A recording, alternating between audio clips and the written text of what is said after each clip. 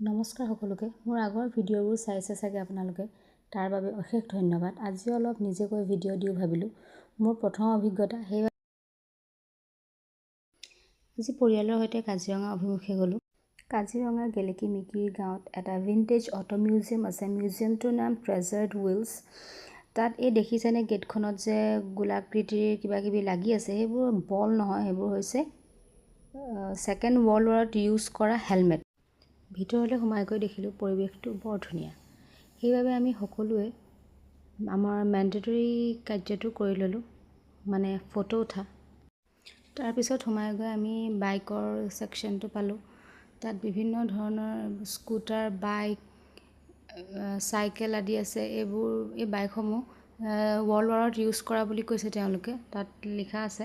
আৰু এই চাইকেলখন দেখিছেনে, এই চাইকেলখন ফল্ডেবল চাইকেল হয়। আৰু ইয়াত বিভিন্ন ধৰণৰ চাইকেল আছে, এইবোৰ চব ৱৰ্ল্ড ৱাৰত ইউজ কৰা চাইকেল।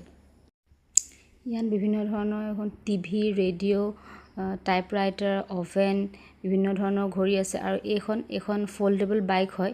এইখনো ৱৰ্ল্ড ৱাৰত ইউজ কৰিছিলে। ইয়াত বিভিন্ন ধৰণৰ বাইকৰ কালেকশ্যন আছে। এই কালেকশ্যনসমূহ চাই আমি এইবাৰ পালোঁগৈ কাৰ ছেকশ্যনটোলৈ।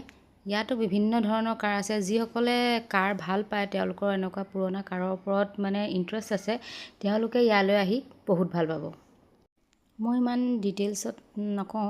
এইখন দেখিছেনে, এই গাড়ীখন হৈছে আমাৰ প্ৰধানমন্ত্ৰী ৰাজীৱ গান্ধীয়ে নিজে চলোৱা গাড়ী।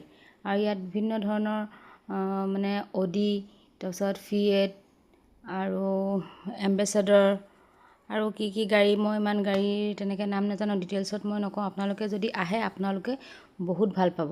আৰু এইখন গাড়ী দেখিছেনে, ইয়ালৈ প্ৰায়ভাগ গাড়ী এনেকুৱা কণ্ডিশ্যনত আহে আৰু তেওঁলোকে মেৰামতি কৰি ধুনীয়াকৈ গাড়ীবোৰ বনাই পেলায়। গাড়ীসমূহ আপোনালোকে ভালকৈ এবাৰ চাই লওক।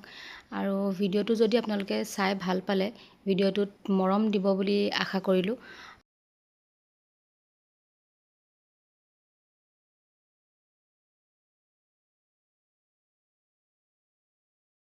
বিশেষকৈ কাৰ লাভাৰ্ছসকল, আপোনালোকে ট্ৰেজাৰ্ড হুইলছ ভিজিট কৰিলে বহুত ছেটিছফাইড হ'ব। গতিকে আপোনালোক আহি যাওক আৰু এই কাজিৰঙাত থকা ট্ৰেজাৰ্ড হুইলছ ভিজিট কৰক। আৰু আপোনালোকে এই ৰঙা কাৰখন দেখিছেনে, এই কাৰখনক মাদাৰ অফ দ্য মিউজিয়াম বুলি কোৱা হয়। এই কাৰখন বোলে অ'নাৰৰ ফাৰ্ষ্ট কালেকশ্যন আছে।